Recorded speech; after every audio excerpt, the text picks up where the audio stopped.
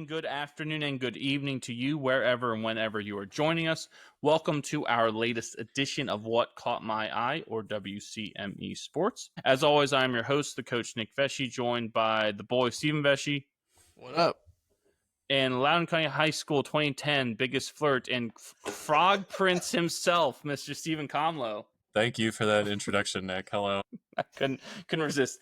Before we get into the nitty gritty for this week, just a reminder to follow us on all of our socials. That's on X, Instagram, Facebook, Twitch, TikTok, Threads, and Snapchat at WCME_sports. All that can be found on our website, WCMEsports.com. And our episodes drop every Wednesday at noon on Spotify, YouTube, and iHeartRadio. Now, without further ado, we jump into our top catch for this week. And if you missed it, there was a men's golf major that took place. It was the PGA Championship that wrapped up at Quail Hollow outside of Charlotte this weekend. If you don't know, the PGA Championship used to be contested in August, but has since been moved to May to give all the major tournaments in a row. They don't have that break kind of in the middle, so it allows it, and it's not competing with football either. That's on the a big motivator right there. Yeah, that's the biggest. Yes, so you're right. You have the Players March, Masters April, PGA May, US Open June, the Open, or the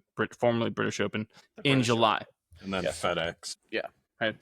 Before we get into it, just a shout out to our golf sponsor, Long Jewelers in Virginia Beach. Visit their location on the corner of Shore Drive and North Great Neck Road next to Hot Tuna. With the highest quality selection in the region and the best prices and customer service, it's no wonder that Long Jewelers wins Best of the Beach every year. Whether it's an anniversary, birthday, or repair, remember, you belong at Long Jewelers. Like I said, this took place at Quail Hollow. Quail Hollow normally hosts what is now, I think, the Truist Open. It was like the Wells Fargo Championship, or the Truist Championship, now Wells Fargo Championship. Normally, that's a tournament they host every year. That tournament normally takes place this time of year as well. That was actually the week before. And so instead of having these guys play the same course 2 weeks in a row and having Quail Hollow have to, haul out the logistics of hosting a tournament 2 weeks in a row, they moved the Truist Championship to outside of Philly just for this year. So the next week they played at Quail Hollow, which I thought was very interesting.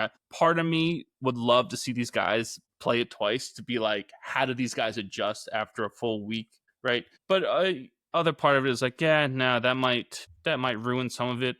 Maybe the cream would rise to the top. Well, it doesn't matter because Scotty Scheffler is the cream rising, and he won again. Jesus. Thank you, Comlo. That was just for you. Thank you. Clip that soundbite. Yeah. He's the cream rising. Put it on a shirt.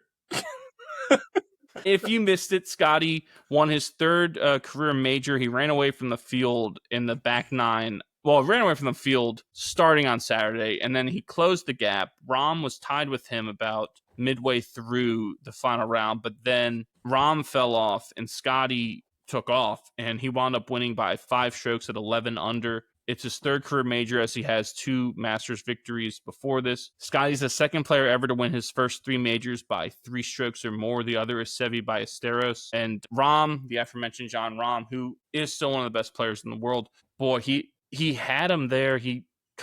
One putt just looked like it had to have dropped. It was a difficult putt, and it looked like how does this not go in? And that kind of deflated the sails. In the last 3 holes, it started when he went for it way too much. He overdrew a shot going into, I believe it was 16, and that wound up in the water. And he wound up finishing, I believe it was bogey, double bogey, double bogey. Maybe it was 17 hitting the water, but again, bogey, double bogey, meaning he shot +5 over the final 3 holes and went from like -9 to whatever, -4, way down there. And really, there was no one else that had a shot at Scotty in the end. And Scotty bogeyed 18 to win by 5. Yes.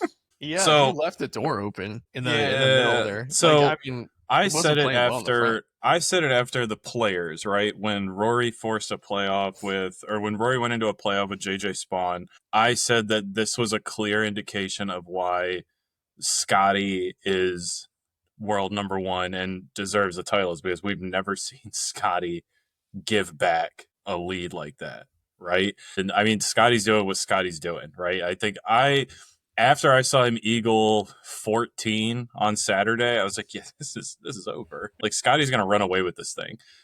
I think there were some other like pretty big headlines that came out of like maybe not headlines, but I think bigger talking points that came out of the PGA Championship outside of Scotty winning, because I think this is kind of what we've just grown to expect from Scotty, right? Again, world number one being world number one, you got to beat the champ to be the champ. I think like one of the things that really dominated headlines was the pros opting to not talk to the media or put off talking to the media. Like we saw Rory, first major since winning at Augusta National and winning the Masters, declined to talk to the media 4 days in a row. I don't know how you guys feel about it. I don't care. I think the media sucks. I think now you're part of the media now because you're holding a microphone and we're so on camera. Fuck you guys. No, but like, so I think, I mean, Stevie, I think like brings up a good point in that, you know, like what do we really expect to really come out of those interviews, right? I mean, for the most part, I think a lot of those post-round interviews, especially with a non-winner, ends up being like a Bill Belichick interview after a loss, right? Well, I mean, I think, too, they're kind of tired of answering the same questions. And I think this goes back to the LIV PGA split. Mm-hmm. I mean, how many times was Rory asked about it for a completely unrelated reason? Yes. It didn't matter. We'd be playing some tournament in, like, Texas, and just out of the blue, someone asked him a question that has nothing to do with it. And he's probably like, they're probably done with it. Like, he basically, fool me once, shame on you. And I think, fool me twice. I think Rory knew that he was just going to be bombarded with questions about, I think Rory knew he was going to be bombarded with questions about, like, Rory, was your performance any indication of you not being able to use the driver that you showed up with? Apparently that happens a lot. It does, because especially like, when you...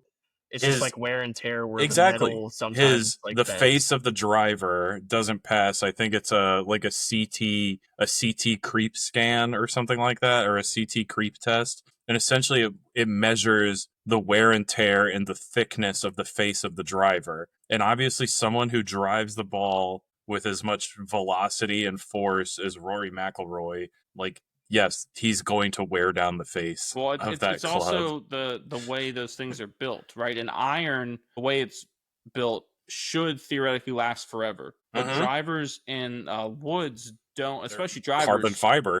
Yeah, they don't have. It's like a aluminum or metal baseball bat.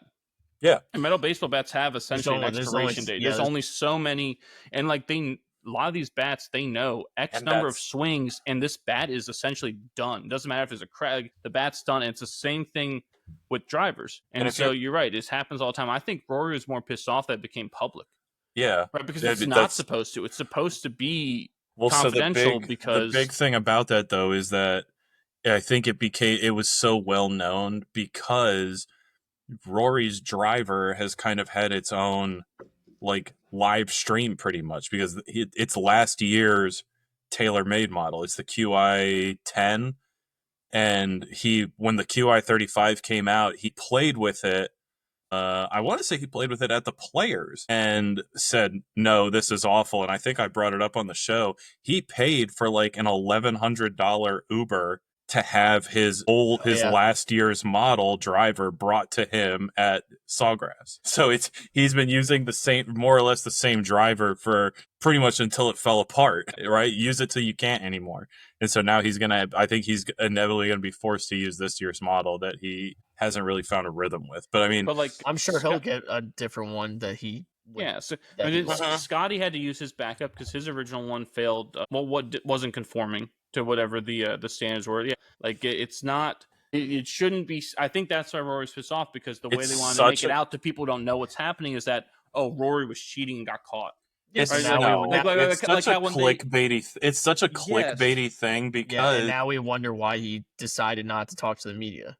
Mm-hmm. You have to hear that every single fucking day. And I think like the issue, so like there's a couple things that I want to talk about just as the PGA Championship as a whole. I mean, one, it wasn't the play of the players that dominated. It was Rory's driver, players refusing to talk to the media, and the players having to play mud balls. Right? There's virtually, I mean, compared to those three topics, the performance of the players is playing fourth string, right? Yeah. Everyone's looking to get everyone's looking to get like the soundbite of Shane Lowry and having a fit of playing out of somebody's pitch mark, or Rory mouthing "fuck off" to the weather horn, and nobody like the coverage. Like we're not letting the play drive ratings. That's what every sport does now. I think it didn't help that many of the biggest names struggled. Like for much of the week, when you looked at the top of the leaderboard, if you're not an avid golf fan, you were like the thing with Major League, who the fuck are these guys? Yeah. You see English, Riley, Poston, Fox, Griffin, Smalley. Jonathan You see Vegas. He became the first person from Venezuela to lead after a round in a major, which is kind of cool. But I actually said that like watching the first round, I was like, I don't know who these people are.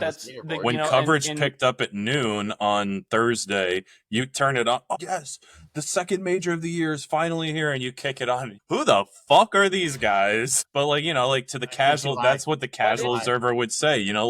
It's not gonna It would take an avid golf fan to know Ryan Fox he won the other tournament going on the same time as Truist. This guy has a shot. He's from you know what I mean? New Zealand. Ryan Fox is a very good golfer, but yes, he is. The thing is though, it shouldn't be seen as bad though, because theoretically, if you have the strongest fields, that means there's the most people in that field that have a realistic shot of winning. So it shouldn't be the same couple people every time at the top, right? In theory, because there's so many people who can win. And so I think what we just saw was, that kind of play out over those 4 days of these are major championship fields. Like everyone here is freaking baller. Like everyone theoretically has a shot. And was it Ryan Gerard? Is that his name? That was a name I didn't know. He played really well. I think top 10. Like good for that guy. But you're right. At the end of the day, right? These are people a lot of times that qualify for different ways you qualify for tournaments and aren't always seen as having a shot. And most pundits would say that they had no shot to begin with. I mean, we saw Scotty. No one had a shot except for Scotty, let's be honest, at the end of the day. Mm-hmm. But, in a lot of ways it could be good for golf. But like you said, instead of leaning into that, like let's delve into the stories of all these people, it felt like it was leaned into like you said, extracurricular stuff, get the social media soundbite type of thing at the end. You could say what you will. Sometimes that proves effective in terms of marketing your sport. As much as we bemoan it, as much as I would say we don't condone that because of, our passion for sport itself, I think that's what happens. And so you see sports and corporations going that way. And, it is a little unfortunate in some ways, but at the end of the day, you want more golf fans. If you're a golf fan, you want more people paying attention. You want the exposure, and you want entertained. The drama. Yeah, so the trauma. I'm glad you bring up the strength of the field and the ratings, especially for this particular major. Stevie, you've had a couple days to think about it since I brought it up. But Nick, I was listening to PGA Tour winner Billy Hurley III's podcast, the Living It Up podcast, and they asked and answered what I thought was probably the best question about the PGA Championship. And that question was, what is the identity of the PGA Championship? The Open or the British Open, the oldest major, played at some of the oldest and most historical courses. The US Open is the hardest. The Masters is everything golf should be, right? It's unlike any other. Yes. But the PGA Championship doesn't really have an identity.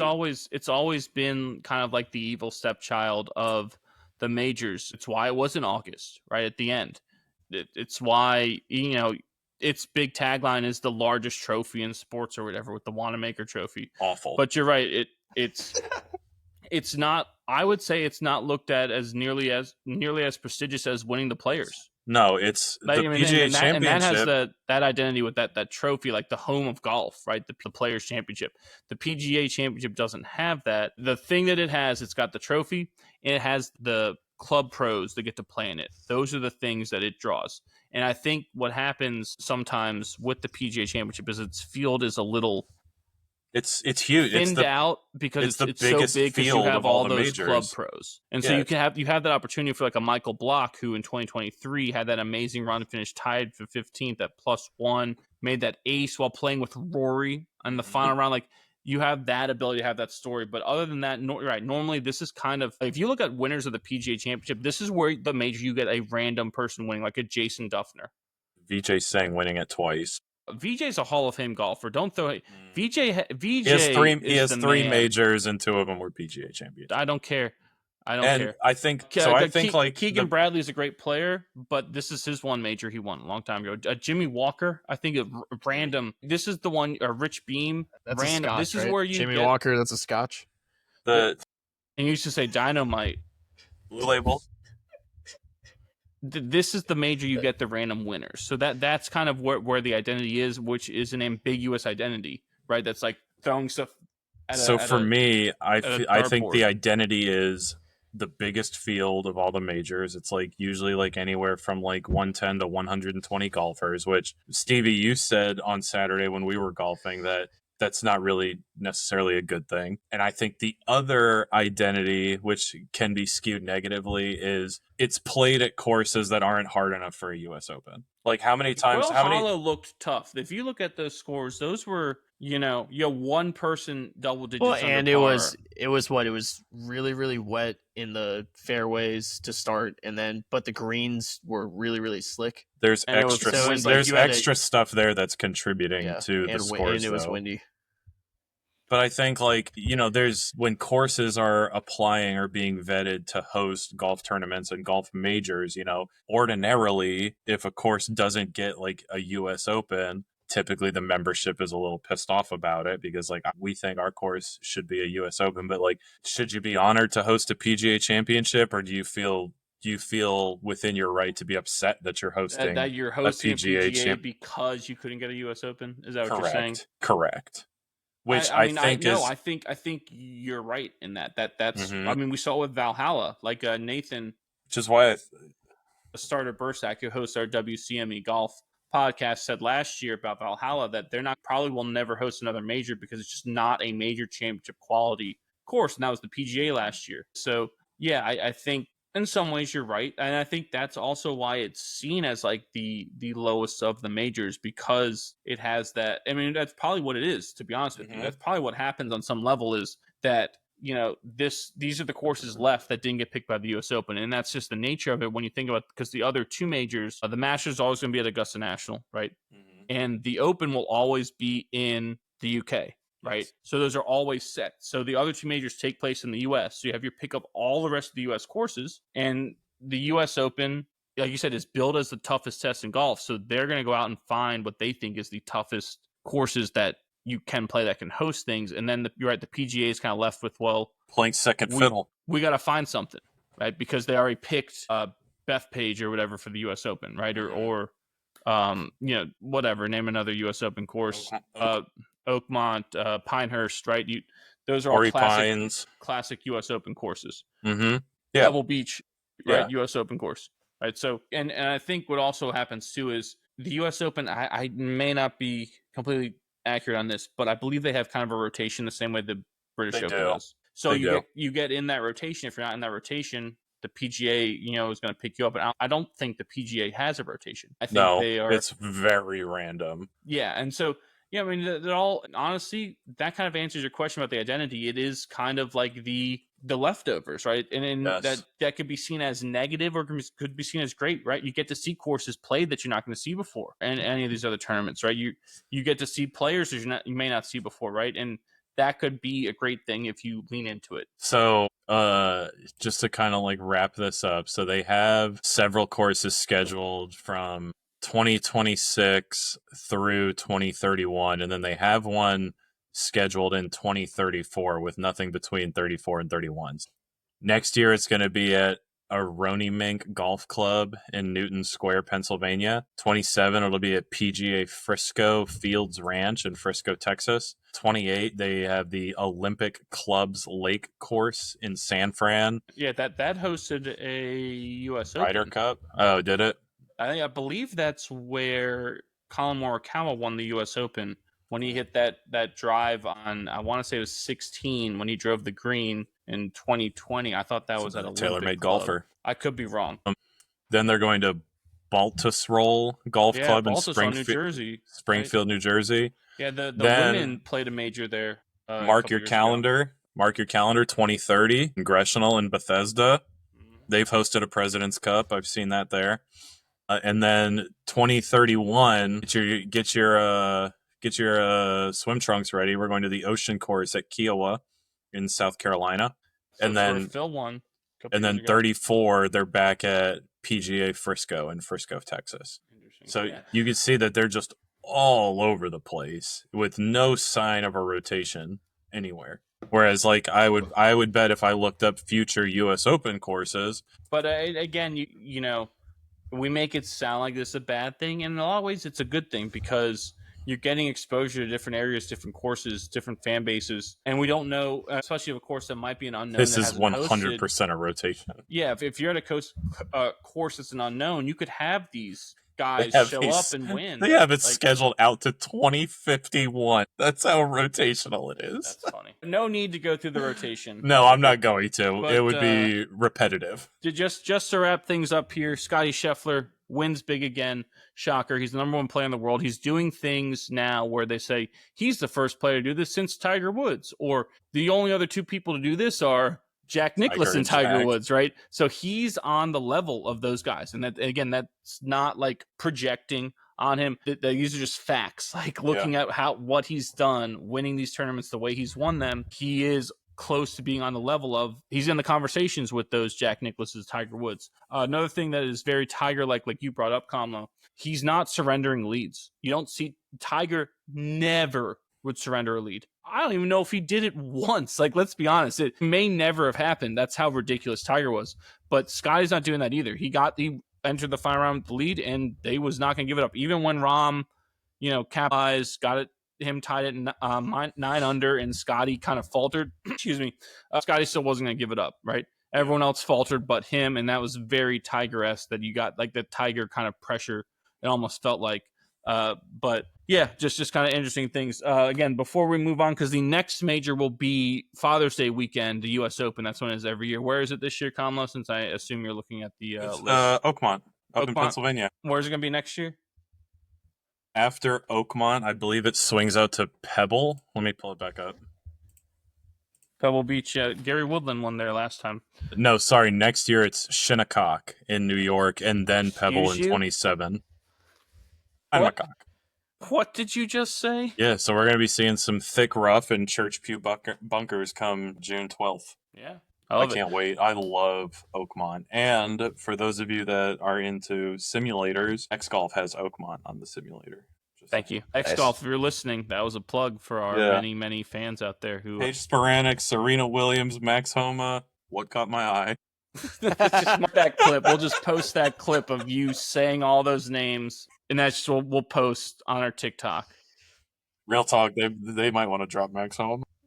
Moving on to the playoffs. Playoffs in the NHL and the NBA. We will start with the NHL first. In the Eastern Conference, they had the Panthers and the Maple Leafs. Probably, actually, I'll say it.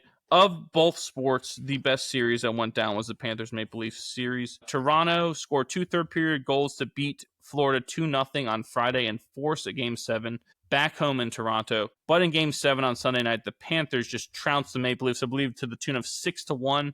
Yeah, and the previous game in Toronto was 6-0. So literally, the Maple Leafs in their last 2 home games lost by a combined score of 12-1 at home when you had chances to win the series, right? Especially in Game 7. Toronto needs to figure out Game 7s. I don't get it. Well, no, they need to figure it out because they're not ratty enough. They don't have that edge that you need to win in the playoffs. We talked about it before. The defensemen aren't defensive enough. They don't have a line or two of just straight grinders. You got too many guys that are just pure skill, and they're great players. You're going to win you games in the regular season, as we see. But in the NHL, to win games in the playoffs, you need to be you need to have the guys like the Panthers have, your Sam Bennett's, your Reinhardt's, your Verhaeghe's, your Evan Rodriguez, your Barkovs. Those guys are all two-way. Yeah, your Ekblads, right? And who does Toronto have? They have Max Domi. Yeah, that's the only name that comes up is Max. Who scored their lone goal? Scored their goal, by the way, right? So that's what I'm saying. That you need more Max Domis, right? In a Toronto, fair or unfair, they get the biggest flack, the most attention when it comes to hockey because they are the team. They're the biggest, they're the biggest market. It's like the Cowboys. Cowboys, Yankees, Lakers, right? You always have to mention them in every single thing you do. Manchester United. If there's a trade, Toronto could use this guy. Maybe he go to the rumors has it as Toronto. Yes. The rumor has it that the Lakers are going to get this guy. The rumor has it that the Cowboys will get this guy. That's what it is. But I'm sure you saw this stat, both of you.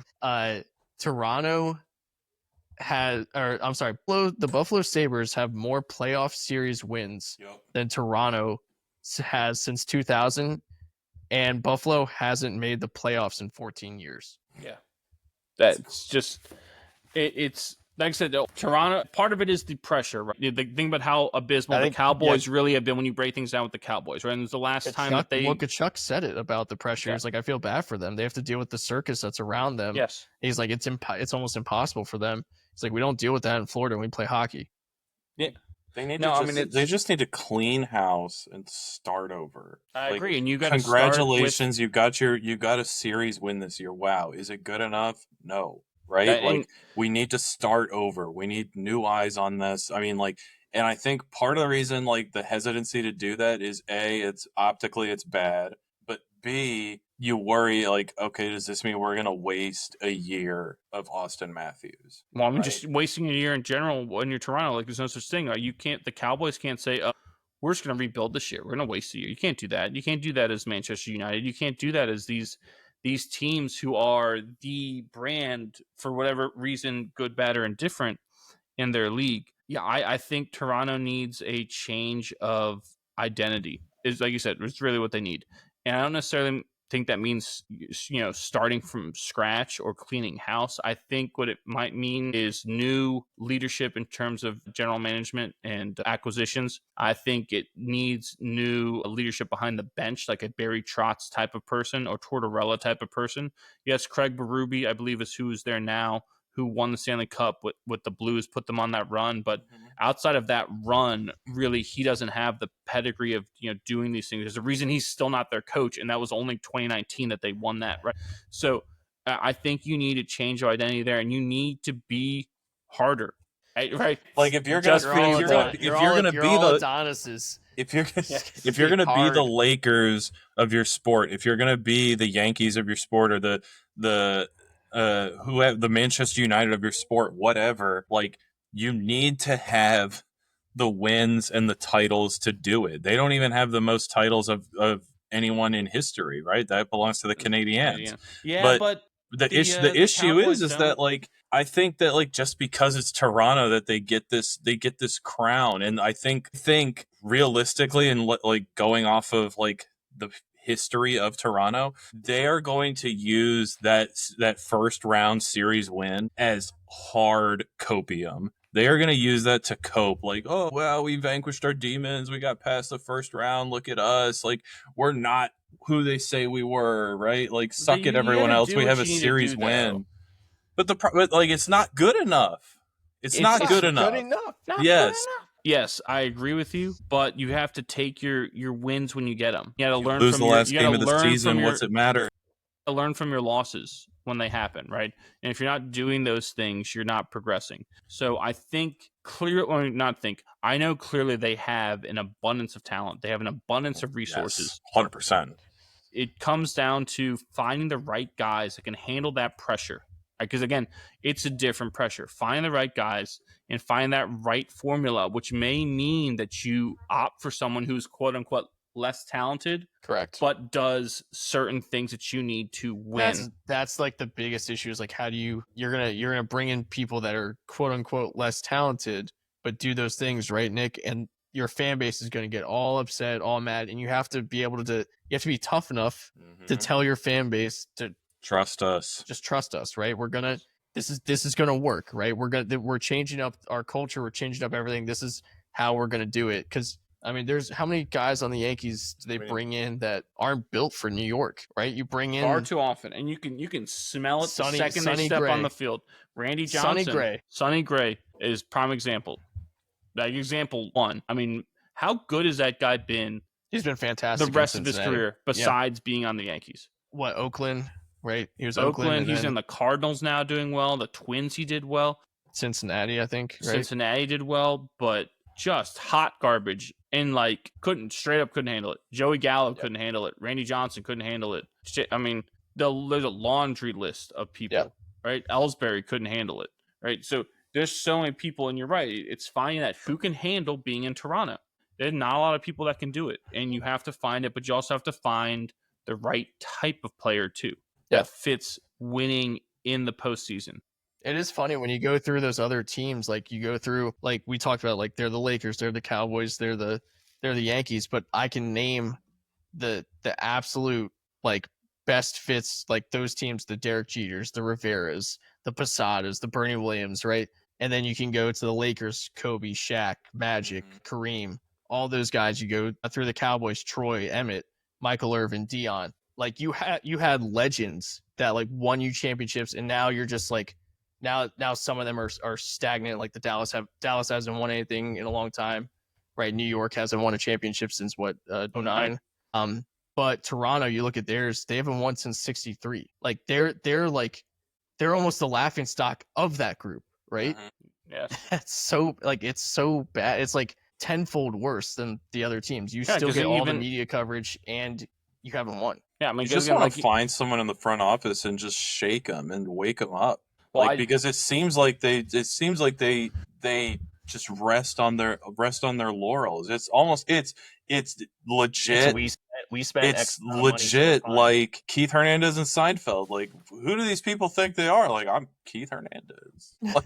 Well, I think it's like them. It's like the Toronto Maple Leafs. It's almost like the Mets, where it's like, well, I can spend this amount of money, so I'm going to do it. I'm going to show you that I really want to win. I'm going to get the best players, but they're not necessarily the correct fits. I would say a couple things too with it. The money that's been put out is far too disproportionate on the offensive side. Goaltending has still been an issue. Joe Wall came in, pitched a shutout in that game 6, but really wasn't that good in the other games. Stolarz was fantastic, but I mean, they've just churned through goalie after goalie. I think Frederik Andersen at one point was their guy. And you're seeing how well he's playing in Carolina. They was terrible in Toronto. Like, they've just churned through guys and not put the investment into a couple key positions, like having defensive defensemen and having a goalie. Like, they haven't put those things in place. But I will say, I saw this very, very interesting idea, or just thought, really. When you look at the markets that you're in, and this is really true for every sport, so I don't think this was valid, but it was like the NHL needs to do something about markets where there's no income tax, because it creates an imbalance. And again, I don't think this is valid because this is the same what it is in every sport, right? But his example was in Florida, right? They're not paying X tax, whatever it is. I think it's an income tax. So Sam Bennett's salary towards the cap is $3 million less than Mitch Marner's. But Sam Bennett takes home in his pocket more money than Mitch Marner does because of the taxes that Mitch Marner has to pay for playing on the Maple Leafs. Yeah, and I mean, if you looked at Toronto too. But if you looked at the teams, this is what they brought up. The teams where there's no income tax, right?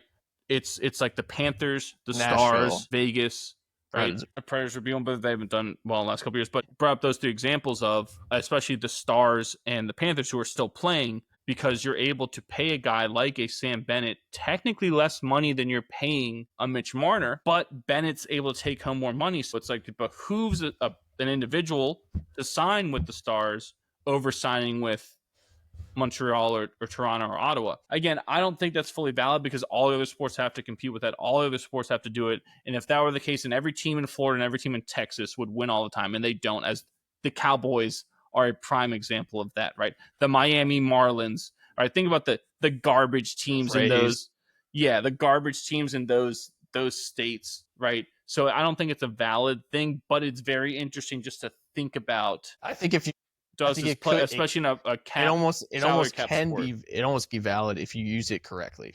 Uh-huh. right? I think you're looking at Dallas and Florida use that correctly, but other teams in other sports and Nashville Predators don't use it. They stink, don't they? Yeah, they haven't been good last couple years, but they were very good up until this point. They're kind of in a transition, but yeah. So right. I think it's an interesting thing. I like it. It makes you think, but it's not a 100%. That's the reason, right? Yes. It's not black and white. Yep. Moving on, the Panthers, who advanced to their, I believe, third straight conference finals, they're going to take on the Hurricanes. The Hurricanes dispatched the Caps, I believe, in 6 games. 5 games. Five games. Who would right? win between a Hurricane and a certain Coach Ditka? Hold on. The name of the Hurricane Hurricane is Hurricane Ditka. is Hurricane Ditka. Is that an honor? R.I.P. Is that in honor of George Wendt? R.I.P. Yes, it is. Gone too soon. That is. It's in honor of him. I heard this line. Ron Darling was talking about it earlier tonight on the Mets broadcast. But he said Norm's character in Cheers had this great line that always stuck with him. Is that he walked in, he was like, "I got a favor to ask you. I need something to do before my second beer." And they're like, "What's that, Norm?" He's like, "I want my first beer." I love it. Something, yeah. Holy shit, that's brilliant. It's such a good line. I was like, "Oh, perfect." But yeah. The Hurricanes look good. They're my Stanley Cup champion pick. They talk about being ratty. The complaint is, they're boring.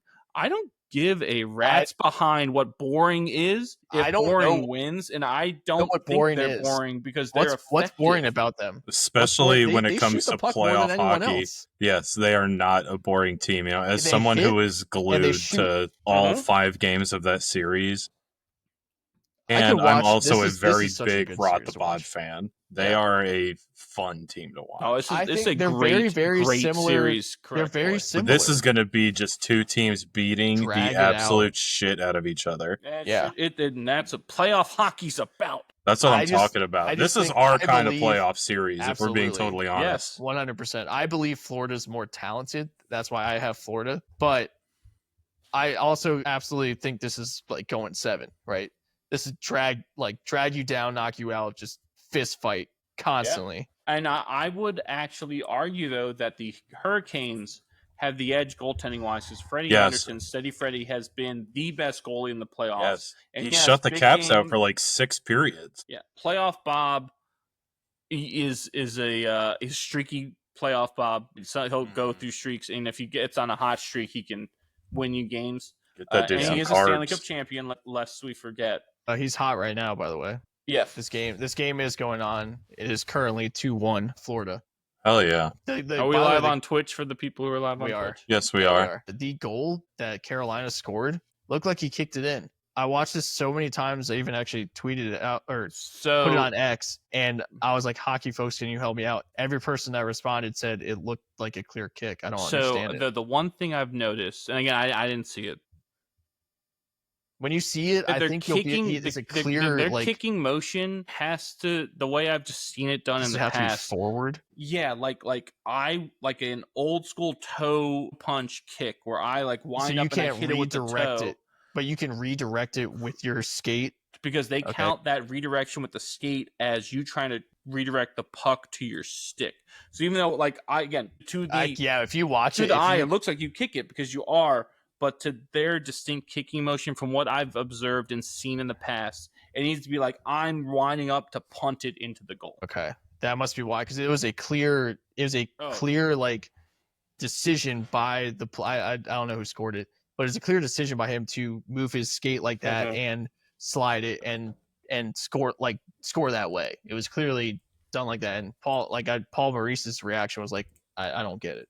So you posted it to our X account. Yeah. I'm gonna watch it and I didn't post the clip, but gotcha. The clips are on X. Okay. Yeah, I mean it's just, again, I haven't seen it, but from what I have seen in the past, that I've watched things been like, how is that not a kick? But then the hockey people were like, well, it's because of this. And I've noticed that it has to be like I'm winding up to old school George Blanda club foot it into the uprights. Yeah, Hurricanes, Panthers, again might be the best series too of the ones that are left. It's definitely the one that you would want. Yeah. Moving on to the Western Conference, the Stars and the Jets. Thomas Harley scored the OT game winner in Game 6 as Dallas beat Winnipeg 2-1 to advance to their third straight conference final. Another President's Trophy winning team that will not raise Lord Stanley's Cup in the Jets. The other series was Edmonton in Vegas. The Oilers knocked them out 4-1 thanks to Kasperi Kapanen's OT winner in Game 5. And that sets up a rematch of last year's Western Conference final between Dallas and Edmonton. Second year in a row that Edmonton's made it. So this is now it's 2 straight years of Edmonton and Dallas in the Western Conference final. God, that should be a really good series. Both these series are fantastic, in my opinion. As a hockey fan, can't ask for much better in terms of the matchups and the way they fit, the history between them. Like you said, Florida and Carolina built very similarly. Dallas and Edmonton with that familiarity and the skill on their rosters should be. How do we see? Because I don't watch the West too much because I'm sure you guys are all the same. We're asleep after like the first period. How do those two teams match up? Like Edge, what are the styles we of said play? That last year, I think. Yeah, I would give edge to Dallas, but last year Dallas lost. Dallas's biggest edge, in my opinion, is goaltending. Yes, Ottinger's fantastic. Question marks all over Edmonton's goaltending, but there were question marks last year, and Edmonton's got the best player in the world. And so when you have that in Connor McDavid, that changes things, right? Offensively, I would say Dallas is deeper up front. I would say defenseman wise, I would take Edmonton's defenseman probably more than Dallas's, but that's a very close thing, those two. So it's the matchup really to watch is Edmonton's offense versus Ottinger. And basically, the offenses versus the goalies, right? If Edmonton can get any goaltending and if Ottinger falters, Edmonton wins. But if they don't do those things, Dallas, like Colin said, Dallas is the better team. Top to bottom, more times than not they win that series. Dallas is a more balanced team, top to bottom, front to back. They are also bolstering, I think, probably one of the hottest players in Mikko Rantanen, who's clearly on a warpath. Who's clearly on a warpath with something to prove. But I do think that, again, I give the edge to the more balanced team. Because you can game plan for a McDavid, for a Draisaitl, but when you have to game plan for an entire team, right, it's a little more difficult. And Dallas, I believe, shit on Edmonton when they played during the season. I think they won 3 out of 4 games when they played during the season. Now, I will say, just to be devil's advocate and create a nice smooth transition here. You love doing that. I love that because I think it puts things into perspective. It helps you see the whole picture. Yeah, me and 5 other guys are going to paint our chests and spell out Devils in the game. No, I think it helps you see the bigger picture, right? And, when you have Connor McDavid on the other side, game planning doesn't mean jack shit because he's so good that it does not matter how much he's one of the generational type players where it doesn't matter how much you game plan for him. He can wreck your game plan, right? He's one of the few players across all sports ever that can do those types of things. So again, to play devil's advocate there, that I don't know if game planning makes a difference there, but also the other part was what I was going to say is you said Dallas dominated Edmonton during the regular season. Well, in the NBA, Boston dominated New York during the regular season, and segueing into the NBA playoffs in the Eastern Conference, the Knicks knocked out the Celtics in 6 games. After Boston rallied to take Game 5, stay off elimination after Jason Tatum went down with that torn Achilles, the Knicks just rolled over them 119-81 in Game 6 to advance to the conference finals, in their first conference finals since the year 2000, before there were smartphones. I saw some hilarious thing. It was like, if you're scrolling through social media and you see the Knicks made it to the conference finals, congratulations, you were the first people ever to see that on social media because the last time they did it was before social media existed or something like that. That's right. Really and funny. So, but Boston, I believe, won all 4 games against the Knicks this year in the regular season. New York was the better team in that series, even with Jason Tatum. In my opinion, they were still the better team. Boston's only shot of coming back in that series was with him going down. Like the fact that they were able to win Game 5 is a real testament to the leadership of that team. But in the end, it was inevitable that New York was going to win. It was either going to be in that game 6 or game 7, in my opinion. Good for the Knicks. I think that it's kind of cool. Again, 25 years since they went to a conference final.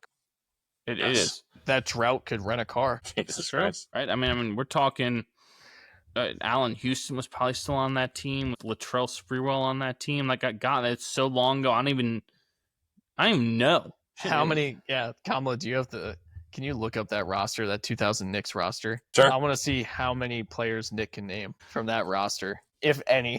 If any, yeah, gosh. Like I said, I want to say Allen Houston was probably still there. Latrell Sprewell was probably there. Derek Coleman is probably on that roster. Gosh, outside of that, You said Latrell Sprewell, and Allen Houston. Okay, who was the third guy you named? Derek Coleman. Not on the list. You're missing one really big name. Was Ewing still there? Yes, he was. Was he really? Yes, he was. 2000? Huh. So it was just Allen Houston, Sprewell, Ewing, and they made it to the conference finals? You have Larry Johnson, Marcus Camby, Chris Childs, Charlie Ward, Kurt Thomas, John Wallace, Rick Brunson, Todd McCullough. That's Jalen Brunson's dad, Rick Brunson. Todd McCullough, Chris Dudley, Andrew Lang, and DeMarco Johnson. God, there's a lot of names that I don't You know who the coach was? Was it PJ Carlissimo, Larry Brown? That's who I was thinking, Larry Brown. Phil Jackson? LeBron James. It was Jeff Van Gundy. I was about to say a Van Gundy. Golly. But it's lesser Van Gundy, Jeff, not Stan, right? Assistant coaches Lesser in every... Don Chaney, Tom Thibodeau, and Herb Williams. Thibodeau, who's Thibodeau now was an the assistant. head coach. Yeah. That's kind of a cool full circle moment there. Yeah, geez, Brunson and Thibodeau. And Thibodeau. Yeah, I mean, I'm not a Knicks fan. I would say Knicks sympathizer, because you do feel for them, and having family from New York, it's kind of like, well, who might as well kind of just root for them. But I feel like after the Ewing era, the Knicks, in my opinion, mismanaged their roster for a season. Yeah, mismanaged their roster frequently. And the Carmelo Anthony trade epitomized that for me, that they got rid of all this talent that was playing really well together for one singular player. And a singular player who is not the type of player that wins you games, and especially wins you games in the playoffs, without having other things around him. So having him be the centerpiece of everything, yes, Melo is going to be in the Hall of Fame, right? Gold medal, all this type of stuff, but he's never going to win things in New York. He's there purely to make money, and make money for the organization. If you were really saying to yourself as a Knicks fan that, oh, we have a chance to win because we have Carmelo Anthony, you are drunk, straight up, or just not aware of how basketball works as a team game. So that was a little frustrating if you were a Knicks fan. And then after he was gone, it's not like they did anything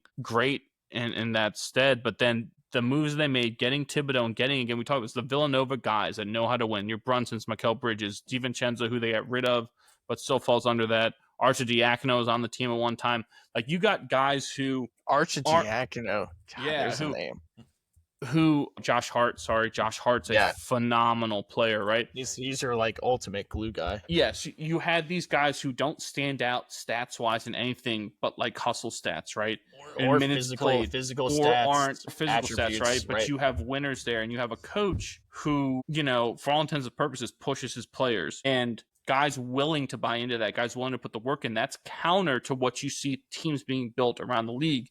And so I think that's why you see, like, there's grit, like those 2 20-point comebacks against Boston in games 1 and 2 of that series are incredible. Like, that's a Carmelo Anthony team does not do that. No disrespect to, again, Melo, who's a phenomenal player, right? Hall of Fame, gold medalist, all the things. A world champion, I believe he got with LeBron in his last year, right? NCAA champion with Syracuse, right? So, again, one of the best players that you're ever going to watch, but those teams wouldn't have done that. But you bring in these guys, right? And you add people like an OG Anunoby, who are kind of flying around, your Deuce McBrides from West by God.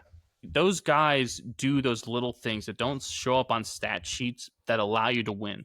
And when you have a Jalen Brunson who is lighting it up offensively, who is incredibly efficient, who can score at any point, anytime, anywhere on the court, and he's going to take a shot that is, in our minds, may not be the best, but for him, he's balanced, he's set, he's composed, like he's not rushing, right? These are good shots in terms of NBA separation, playoff defense, right?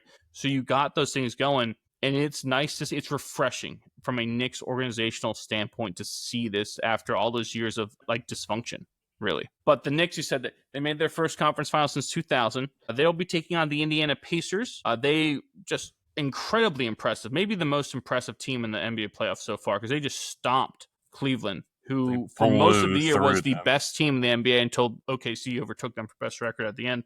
But they stomped them throughout that series. In Game 5, they won 114-105 to win 4-1. And interestingly, this conference final matchup between Indiana and New York is a rematch of that 2000 conference finals. Oh, that's pretty funny. I didn't know that. Yeah. Reggie Miller and Patrick Ewing. Where's awesome. Kramer? Kramer getting involved? Yeah, Kramer will be out there too. Threw a hot dog at Reggie Miller. Yeah, so I felt bad about it. So me, Spike, and Reggie all went to a strip club. Yep. Yeah, I thought that was kind of cool. The Knicks Pacers have steadily built kind of this postseason rivalry. They have met in the postseason a lot. I want to say they met last year as well. Yeah. Pacers Knicks was last year. Yeah. So, and again, those Reggie Miller days, that whole thing existed because of him and Spike Lee. But, you're not doing that over games that don't matter. Like the whole Reggie Miller game where he scored, what was it, like 9 points in 3 seconds or something like that? Yeah, something asinine, maybe 7 points in 3 seconds, whatever it was. That was against the Knicks, I believe. So you have this kind of cool little rivalry that doesn't exist for any other reason except for playing in these big playoff matches and big games and notable games, right? There's no reason that people from Indiana and New York are going to hate each other or gear up for this matchup. It's become that, which again is pretty cool. It's a cool Eastern Conference Finals, Indiana and New York. That should be fun. Should be very, very interesting to see how the two teams play against each other, especially with how hot the Pacers are, but not, and how disciplined and tough the Knicks are. Should be cool to watch. In the Western Conference, they had the Thunder and the Nuggets. Jamal Murray scored 25 points while he was sick, just visibly sick on the Denver bench, to help the Nuggets take Game 6, 119-107, and force that Game 7 in OKC. But in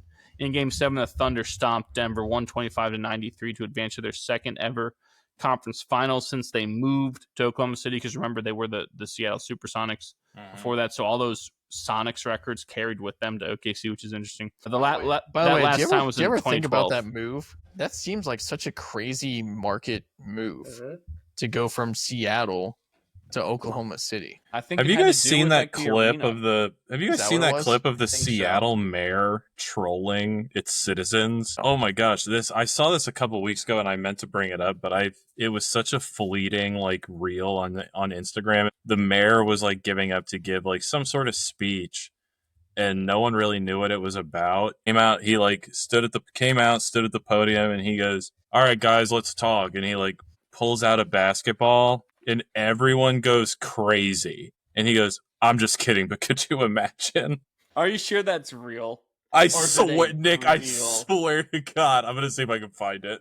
Because not everything on the internet's real, by the way. Oh, it's got to be. So OKC, who, again, number 1 overall seed in the whole playoffs, best record this year, should have been talked about way more, who, and I think, in my opinion, will win the MVP, Shai Gilgeous-Alexander.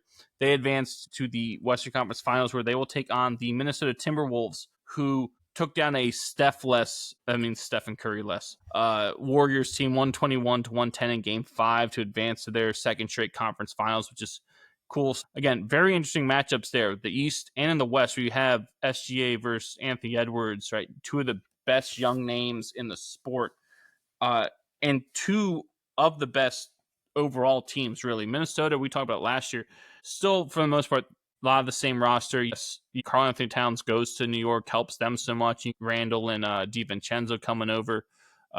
Top to bottom, Minnesota can match up with anyone, has all these things. They have that guy who is Anthony Edwards going against, the Thunder, who are in a lot of ways the best defensive team in the league, who I think is the MVP in SGA. You've got your Jalen Williams of the world, who's phenomenal defender. Chet Holmgren, former number 2 overall pick. You got a lot of pieces there, so that should be a fun matchup. OKC in Minnesota. Anything else before we move on to some baseball? Yes. So he made that joke during the State of the City address, and retroactively, like a week later, had to come out and apologize because there was so much. Like, the clip obviously went viral because we saw it here in Virginia. But yeah, the clip went viral, and he had to come out and like retroactively apologize. Who is the dumbass that thought that was a good idea? I bet it was him. I bet he said this to be funny. He said, "I have an announcement to make." PR people, or his PR people were like, "No, don't do that," and he was like, "The State of the City just No, isn't getting any ratings. How do we increase our ratings for State of the City?" It feels like Veep. Yeah. You ever watch that show? Yes, yes, that's exactly what it feels like. Isn't that ridiculous? Hilarious. It's great. God, Yeah. Why didn't we get into politics? That sounds like fun. I have a yeah, I mean, it's funny. Like, we have a sense of humor about it because we are not citizens of Seattle. Could you imagine the outrage? Because they have an arena for their hockey team. Oh my gosh, it makes so much sense. Yes! Boo! Well, don't they have a WNBA team? Fuck you, Evansville. Seattle Storm?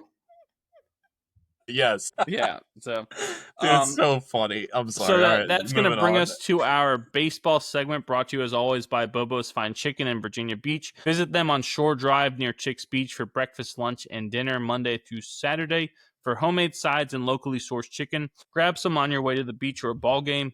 Bobo's and baseball, there ain't nothing better. First, I want to start off with the Twins, the Minnesota Twins. They had a 13-game winning streak come to an end a couple days ago, this past week, and I believe their starters had a 34 inning scoreless streak that got snapped in the game that they lost. Funny how that works, that win streaks are mainly pitcher driven, right? Looking at you, Oakland Athletics Moneyball era. Why? Because you're still pissed off they don't talk about Zito, Hudson, and Mulder. He gets on base. No, I mean, I want to say it's their longest winning streak since 1991, and we all remember that's the year that they won the World Series. Even though none of us were alive. So longest win streak since then. It's interesting, too, that even with that 13-game win streak, they're still several games behind the Tigers for first place in that AL Central, because the Tigers, I believe, were the first team to 30 wins this year. It's awesome. Who had that on their bingo card, the Tigers first team to 30.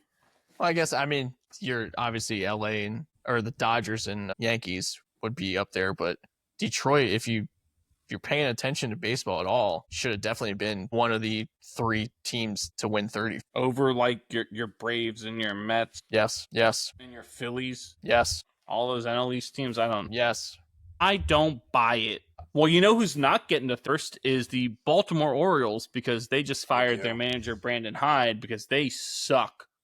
Suck is the lightest way to put it. They're just terrible. It's just a lack of accountability. Like, I understand somebody needs to be held accountable, but I don't think Hyde is the guy. I think it's a GM trying to save his job. Yeah, but that's the nature of the beast of being a manager, whether it is soccer or baseball or... Did you see what Hyde ended up doing a day or two after he was relieved of duties? Get wasted and go to the strip club? No, that was probably immediately after, but no, he actually got signed on as a special coach for Towson. He's in charge of coaching specifically the seniors for the Towson baseball team. I thought that was kind of cool. That's very weird. And Towson obviously is outside of Baltimore, so we know what it is. But it's like, so how long is gonna have that job? Because is their season even still going? We're at the end of the college baseball season, right? Like, it's kind of like, what is that part? So you're gonna do that next year, but doesn't he want a job next year? You know,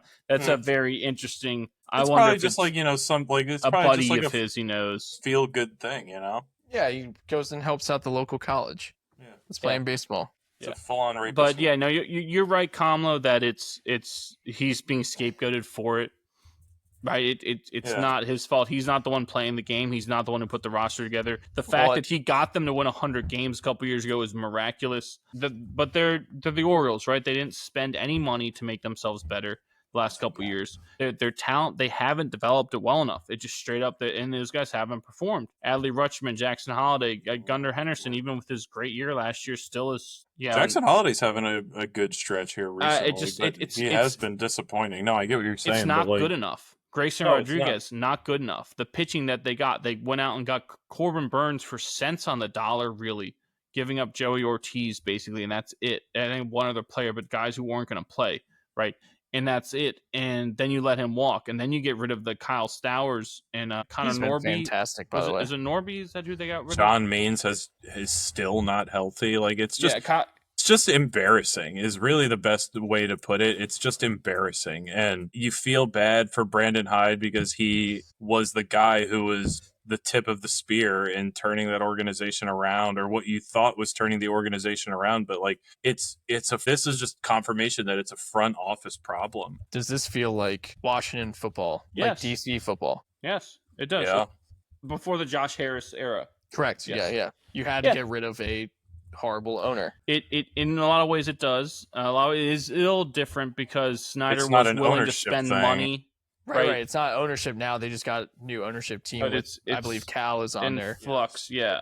But It's a you know, GM it does. It's mismanaged. It's just not. By the way, the coach Not is good always, organizational management. the managers always end up being the ones that have to be. It happened with the Pirates too, and they asked Skeens about it. And he's like, "The team sucks. Someone had to go." Like, I understand it. Yeah. Bud Black with the Rockies is the same thing. Someone needed to be held accountable. Yeah, it's the not nature of the beast. You know, and sometimes it's it's not even that person's fault. Yeah.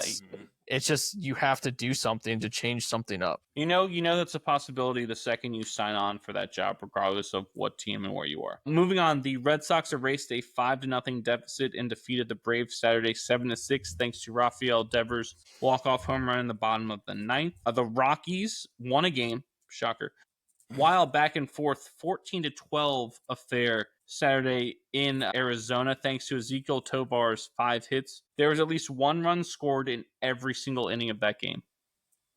That's cool. At least one team scored every single inning of that game. That's what you, as a baseball fan, that's what you want.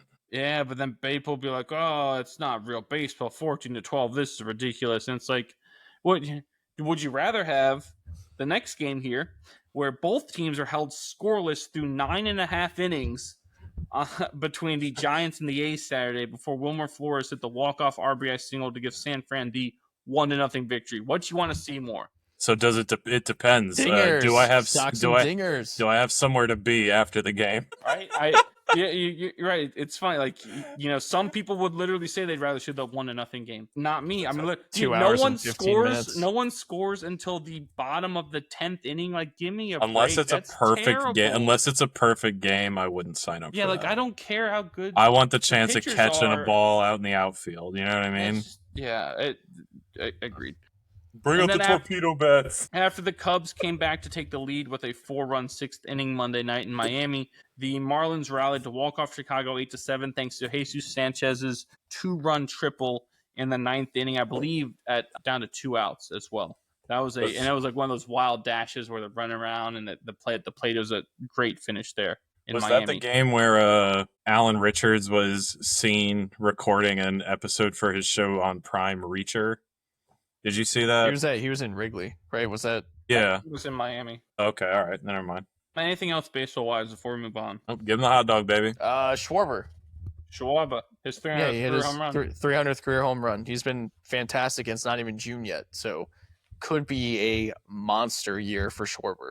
Yep. Watch out, because he always notoriously just goes on an absolute tear in June. So now that he had like a 20-game reach base safely streak or something. Dare I say he's underrated? I don't know. Dare you? I could see that. I could see that as underrated. Yeah, I think he gets labeled as like one-dimensional, gimmicky, not good and not fast. I'm not good enough, just up there hitting home runs and striking out. I tell you what, he has an intimidation factor at the plate, big time. It's Adam Dunn-like. Yes, it is. There is a you miss it all. That ball is getting hit 450 feet, and it's going out of the stadium, and I'm going to be embarrassed. Yeah, that goes in the pitcher's mind. It really does.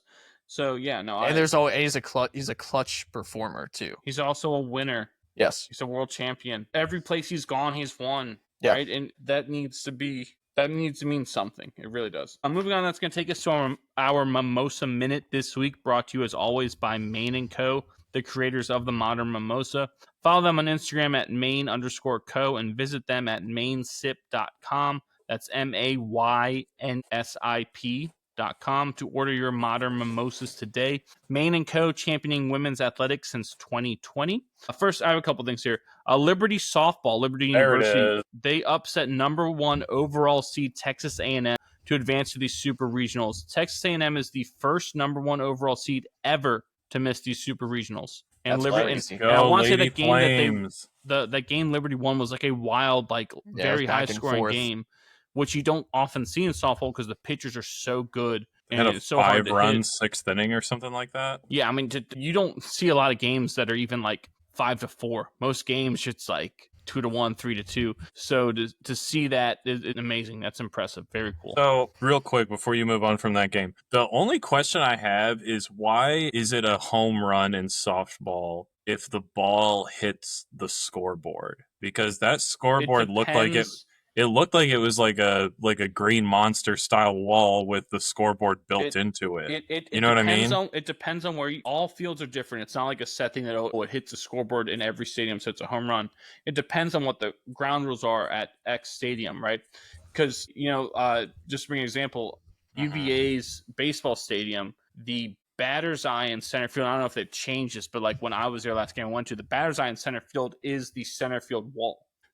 So to hit a home run to dead center, you would have had to hit it over that whole wall because that's where they put the yellow line. Now, I think they've since moved the yellow line down, but it's wherever that is. The Angels did a similar thing at their stadium with the scoreboard in right field, where it used to be you had to hit it over the scoreboard, and now they moved that line to where it's right below like where the scoreboard starts. So you could hit that wall and it's a home run. Okay. So it just depends on the ground rules. So apparently at their stadium at Texas A&M, for their softball field, that's what the ground rules are. Is there's some line there that if it hits over that line, it's a home run. It doesn't matter if it's like out of the field, if that makes sense. Like it hits and bounce back. Oh, it's still a home run because this is where the line of demarcation is. But good question, Conlo. That is very valid for many people because you bring up baseball and batter's eyes, and sorry, I know we're kind of like divulging here, but is softball not use a batter's eye because their mound is lower and their ball is brighter? No, it's because where you release it, right? If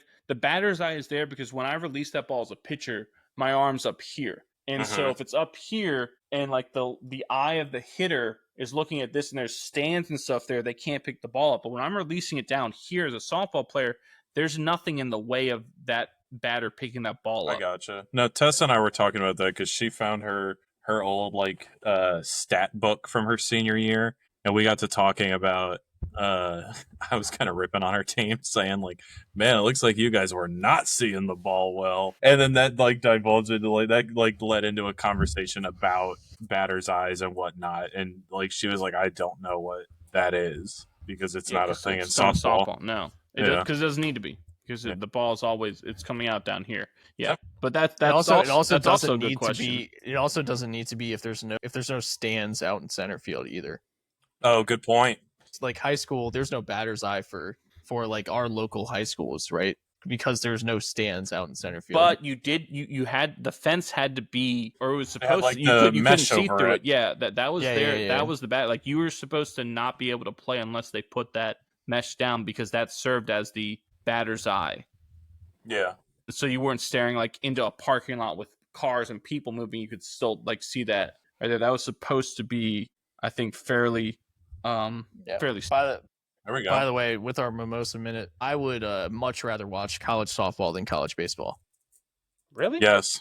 Yeah, it's a faster paced game and it's played cleaner. College baseball takes forever. It's hard. Honestly, it's hard to watch because there's so many levels between college baseball and MLB, and you're so used to watching MLB. Even when we go to like, when you go to the Norfolk Tides game or when we go to a Squirrels game, like that level of play is just so downgraded, like especially defensively and pitching wise. And in softball, college softball, these are the best, right? These are the best players, and pitching so much better, and the defense is so much better. As someone who likes defense, especially in baseball, softball, I would prefer to watch softball game, and it's 6 innings versus 9. I could, 7 innings or 7 innings. It moves quicker. Right. I guess, that's valid. Last thing here for my Mimosa Minute, Caitlin Clark of the Indiana Fever, where you can get modern mimosas, by the way, at Gamebridge Fieldhouse. Good plug. opened her sophomore campaign with a triple-double. I believe 20 points, 10 rebounds, 10 assists as the Fever demolished the Chicago Sky in their opening game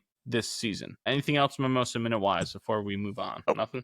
All right. Couple quick lacrosse notes since we've talked about it before. On the NCAA lacrosse tournaments coming to a head. The championships will be held this coming weekend. I believe both of them are in Foxborough at the Patriots Stadium.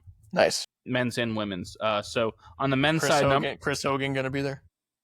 Maybe because number 1 overall seed Cornell and Chris Hogan's Penn State Nittany Lions, that's where he went and played lacrosse. I actually did not know that. So Chris Hogan played lacrosse at Penn State for 4 years and then transferred to Monmouth, I believe. And that's what it was. Yep. For 1 year to play football. And then when the NFL Super Bowl champion, Patriots, all that stuff, right?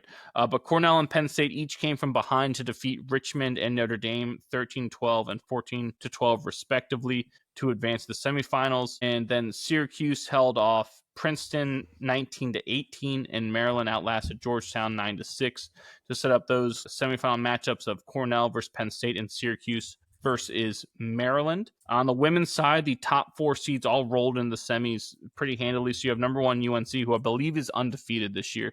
They will take on number 4 Florida out of the Big 12.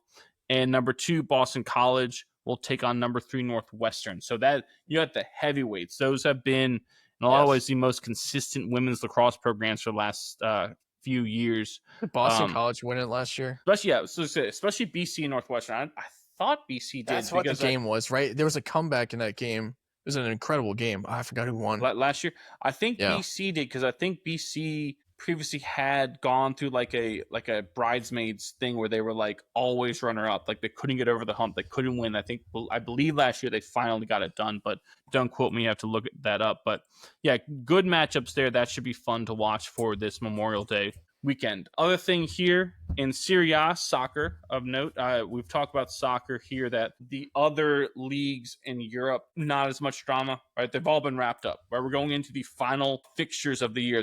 This weekend is the last fixtures for all sides in all of the leagues, I believe. But Serie A has been the most compelling. So entering last week, Napoli and Inter Milan were separated by a point. Napoli was up by 1 point. I believe both teams tied. Inter tied against Lazio, and Napoli tied against Parma to set up this final match. Now, they're not playing each other yet, and we'll get to the drama here. So in the Lazio-Inter game and the Napoli-Parma game, all 4 managers were shown red cards and sent off. All of them. Yeah. Love it. All of them. The Napoli game, Napoli's manager, Carlo knows the same, Antonio Conte is Napoli's manager, and he got sent off because Parma in the last half of the game, or not half, like a long part of the second half of the game, they were feigning injuries and laying down and wasting time, and Conte went all the way over to the opposing bench. He confronted Parma's manager about this because he was like, this is so ridiculous. And when asked about it after the game, so obviously they both got ejected. They got in a verbal altercation. They both tossed him, right? After the game, Conte goes, I guess I've just been so used to English football where they don't do that stuff over there. They don't fake injuries and lay down. And I thought that was so funny. It is an unfortunate stereotype of Italian soccer. Hilarious, right? So the final matchups of the year, Napoli will play Cagliari and Inter will play Como. And for both of those games, because if you get shown red, you're suspended a match. Both teams who are vying for the crown will not have their managers. We're gonna have Ted Lasso out there. And AC Milan, unrelated because they're in a different game, their manager got sent off. So there's 20 teams in the league. 5 of the 20 teams had their managers red carded and sent off last week. So a quarter of the entire Serie A will not have their head coach for the final game of the season. Hilarious. That's so all right. I'm glad we made time to talk about that. That's so fucking I'm not done because it gets Jesus Christ. This is so great. Again, Napoli and Inter both drew, right? So they stayed 1 point separated. Going into the final game, right? That means if Napoli loses to whoever, I forgot who they're playing, Cagliari. If they lose to Cagliari and Inter draws Como, they finish level on points. In every other league, if you finish level on points, there's like a tiebreaker, like goal differential or head-to-head matchups. Not in Serie A. In Serie A, if you finish level on points, you do a 1-game playoff to determine the champion. So what they did is they moved those 2 fixtures to Friday night, so that 1-game playoff will be played on Monday. And the reason they did that is because Inter's in the Champions League final against PSG, which will be played the following Saturday. So they need to give them time in case that happens to play that 1-game playoff and then play their Champions League final. Those people in the league office are just earning their paychecks this week. That's so funny. Holy shit. Isn't that like the most absurd? Like, that is so crazy. So yes. There's so many implications and fallout, and it's gonna come to a head in the most dramatic way possible. I love it. I might actually tune in to watch now. That's so funny. And like those games too that the managers were all sent off were crazy too. They were like reviews, overturned goals, like all this. It was literally like is the best. That you're right. It is very worth watching those Friday night games, yes. or their Friday night. It might be during our day Friday, but yes. Moving on to our favorite segment, brought to you as always by One Legacy Title and Escrow in Jacksonville, Florida. Follow them on Instagram at One Legacy Florida and visit them at onelegacyflorida.com to see how they can help you with your next house closing. One Legacy Title and Escrow, because your legacy matters. And this week we went with our favorite number 1 overall draft picks, regardless of sport. Favorite players have been drafted number 1 overall. Who would like to go? Try to get this over with because I can barely talk. Honorable mention. I got 2 honorable mentions. Steven Strasburg of the Nationals. His debut, if you don't remember, it was insane. That was bigger than Paul Skeens. Next honorable mention, Allen Iverson from Sound. Yeah, and the Hampton. 757. Yeah. AI. And the answer. Yeah. Bowling alley. Number 5, Joe Burrow from down the bayou. Okay. I love Joe Burrow. He is one of my favorite college athletes, I think, to watch. The way he ran that team, it was like, this guy's different. I know the talent on that team was absurd. Like that team may go down as the greatest team ever in college. They have a claim. You could definitely make that argument, and Joe Burrow ran the show. So I love Joe Burrow. Number 4, Paul Skeens. Okay. I say it every time he takes the bump, it's must watch. I would love for him to get a win after throwing 8 scoreless, or 8 innings and 1 run, I believe is what he gave up and he lost. Number 3 might be controversial, Josh Hamilton. So the reason I see it's controversial is because he never really played for that team, was like out of the league after being drafted number 1, and then someone picked him up, and that's when he finally made his debut. But you're right, if you went purely off of who's been picked number 1 and number 1, like this player, he was drafted number 1 overall. And I love Josh Hamilton. Yeah, I'm glad he was able to play those few seasons and was like sober for those few seasons, because we saw the greatness of Josh Hamilton. We saw why he was number 1 overall. And why he was number 1. He might be the best player we've ever seen, like in person. Miggy's up there, Max Scherzer, couple of those guys are up there. Vlad Guerrero. Yeah, I mean, we've seen Jim Thome. We saw but Todd Helton. We saw. But you're right. Josh Hamilton might be the most talented. Jeter, we saw those guys. Yeah. But I think Josh Hamilton may have a claim to be arguably the greatest talent we saw in person. Yep, I buy that. Number 2, Peyton Manning. Who the hell is Mel Kiper? Who the hell is Mel Kiper anyway? Peyton Manning of United Way. God, get your head out of your ass. Do you want to lose?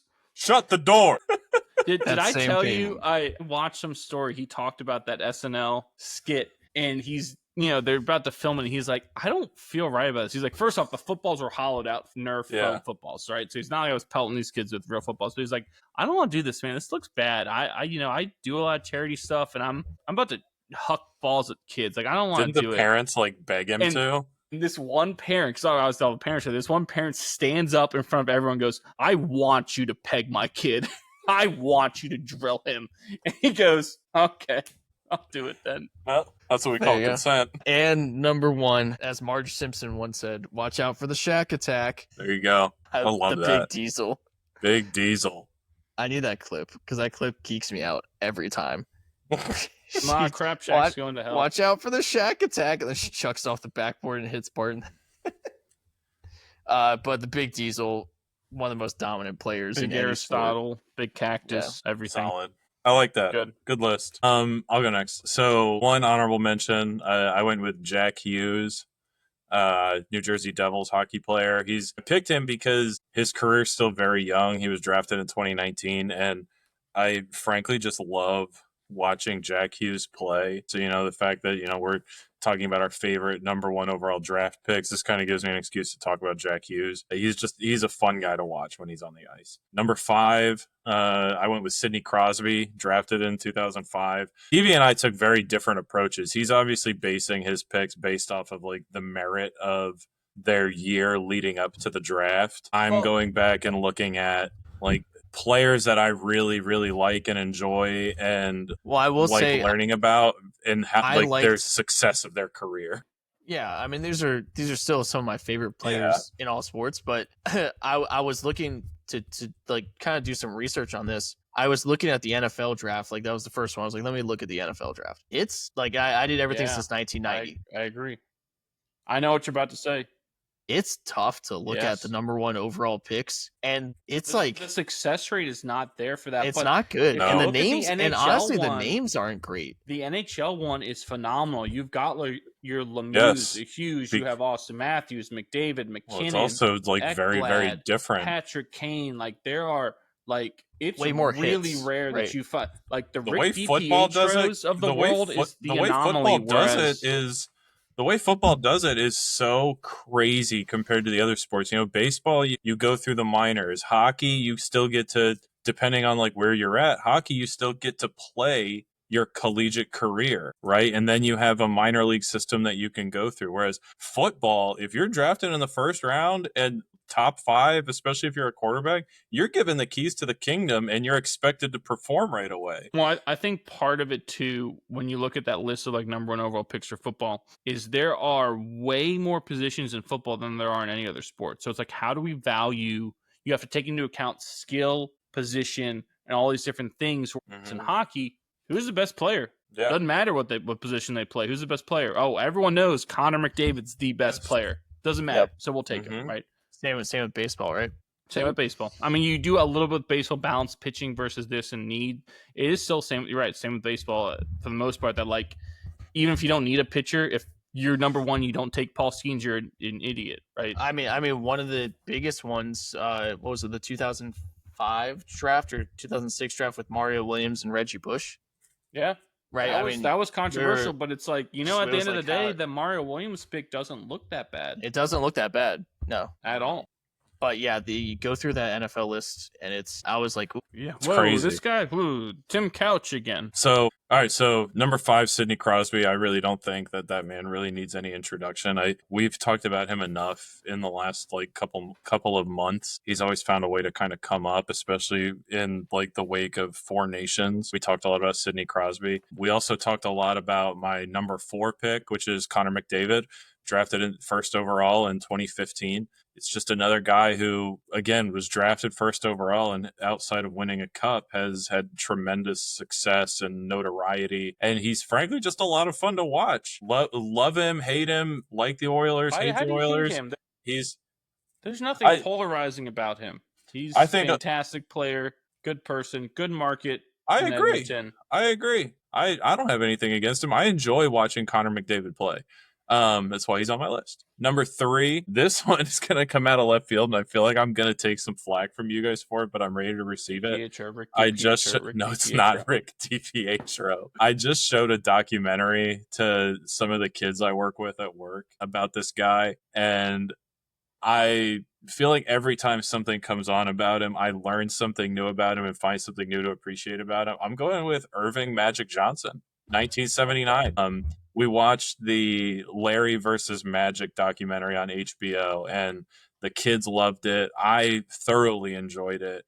And something I learned from that documentary is that dude's a certified psycho. They all are. He talks, but like no. He talks like his body is a vessel for two different people, and like he talked about filming the Converse commercial with Larry at Larry's house in French Lick, Indiana, and he was like, yeah, like Larry's mom made us lunch, and we were sitting there, we got to talking, and it was really nice. Larry got to meet Irvin that day, and then even Larry was like, I like Irvin a lot better than I like Magic. And like people like have just accepted it that like on the court, that's Magic.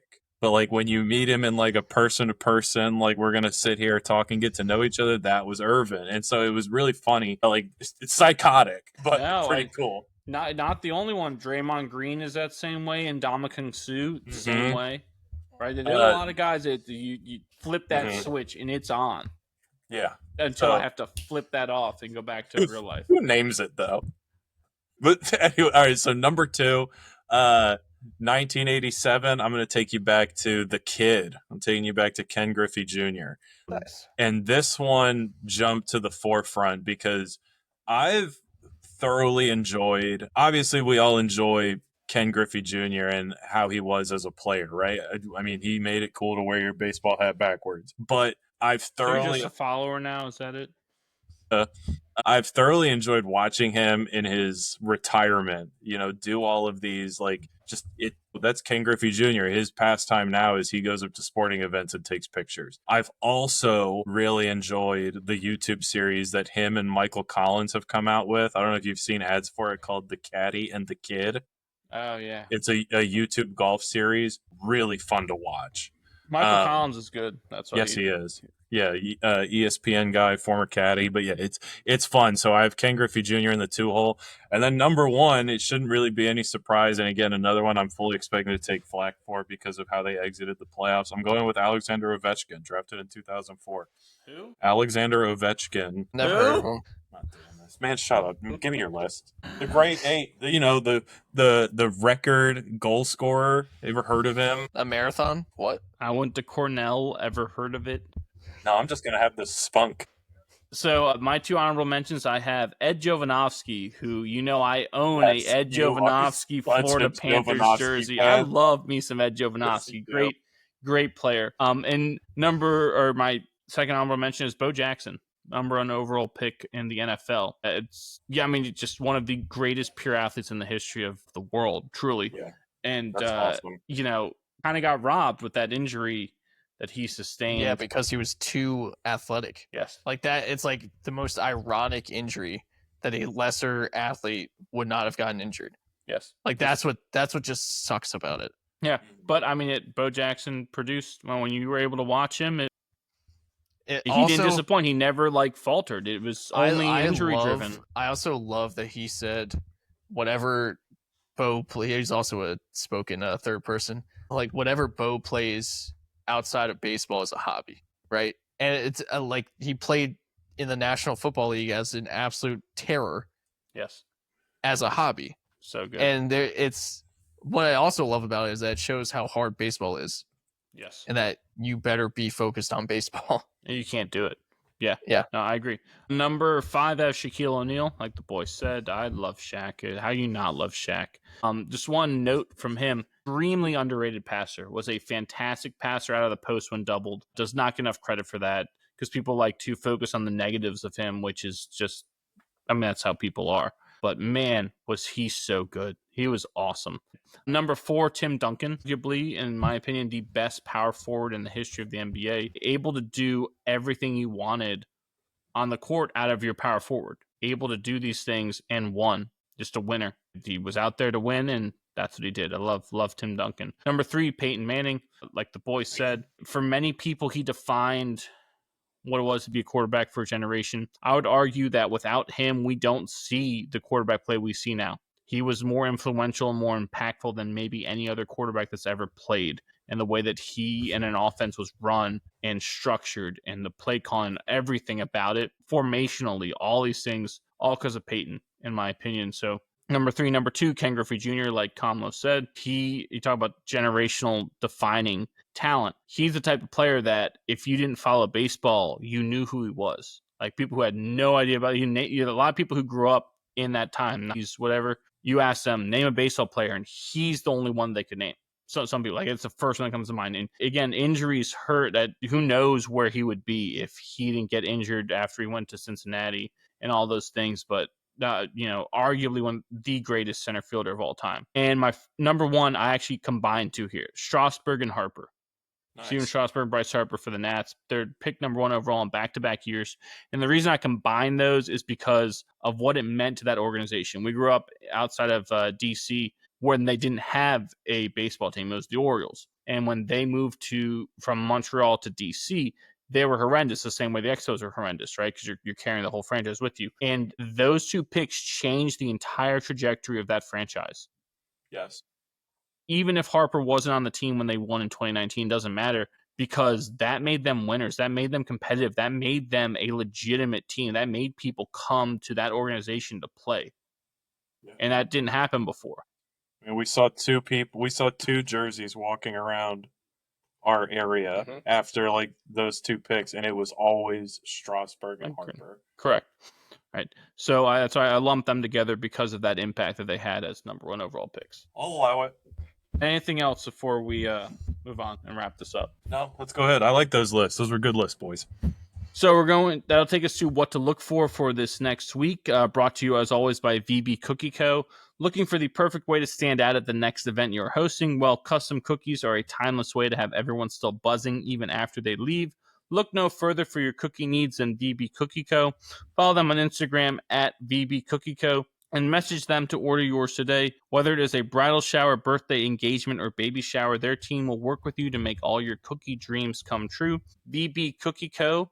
for the sweetest moments. Who wants to start us off? Something to look for this next week. I mean, outside of conference finals for hockey, if that's not really to your liking, you got the International Hockey World Championship going on. The final rounds are going to be concluding on the 25th. It's played out in Sweden and Denmark, so it's a fun thing to watch if you're interested in the international landscape of hockey. Sweden, Jerry. Sweden. Mm-hmm. And then the other big thing, there's two other things that are on my radar. WNBA season, full swing. I'm totally here to watch Haley Van Lith, Paige Beckers, Caitlin Clark, Angel Reese. I mean, you name them, I'm watching them. I'm all in on the WNBA this year. And then you got Monaco, the Monaco Grand Prix. Silly taking Grand place. Prix. Benoit. Balls. Taking place from the 3rd to the 25th. So that's something that's fun to watch. And I think the Indianapolis 500 goes on the same time around there as well. Indianapolis. Boy. Indianapolis. You have college championships coming. The spring season's coming to an end. So men's and women's lacrosse, softball, baseball, field hockey, all that's coming to an end. College baseball wise, I think they're in the conference tournament starts soon. Yeah. Conference tournament starts. My Mountaineers did win the regular season title for the Big 12. Ayo. And then proceeded to get swept. They are struggling headed into the postseason. They blew their regional hosting chance. They fell out of the top 25. Yeah, very quickly. They were ranked number 12 at one point and were solidly at one point. The regional host was going to be West Virginia 1, Tennessee 2, UVA 3, and Kentucky 4, I think. And I was like, that actually might be a good thing that West Virginia lost. Yeah, you don't want that. They'll probably be like a 3 seed now. But yeah, that's what I got. All right, so Louis said the Serie A drama that is as compelling as it gets sports wise. Gotta check that out. You brought up the lacrosse championships, always fun. It's always wraps up Memorial Day weekend. But the biggest thing that is always Memorial Day weekend is it's the biggest day in racing on Sunday. You have Monaco in the morning, then you have the Indy 500 early afternoon, and then at night you have the Coca-Cola 600. And I believe Kyle Larson is going to try to do the double again at Indy and Charlotte, where the Coca-Cola 600 is held. Last year, if you remember, the Indy 500 was delayed for weather, and he wasn't able to do it. He couldn't start the race, came on, and then that weather that caught Indy passed right through Charlotte and, just put a damper on that. But I believe he's going to try to do it again. I think he qualified 11th because there were a lot of cars in Indy that got not disqualified, but they didn't pass inspection. So when you do that, you automatically go to the bottom of the field. And so he moved up because all these cars moved down. A lot of cars, actually. So yeah, biggest day in racing, Sunday. Indy 500, Coca-Cola 600, Monaco Grand Prix. Good stuff. Anything else for the good of the cause before we wrap this up? No, sir. All right, so that's going to do it for us here at What Caught My Eye, or WCME Sports. As always, follow us on our socials on Instagram, X, Facebook, TikTok, Twitch, Snapchat, and Threads at UCME_sports. All of our episodes drop every Wednesday at noon on Spotify, YouTube, and iHeartRadio. And all that information can be found on our website, WCMEsports.com. For the man, Stephen Comlow, and the boy, Stephen Vesci, I am the coach, Nick Vesci, reminding you to be decent to each other, have a good one, and we will see you next time. Take care, Guatemala.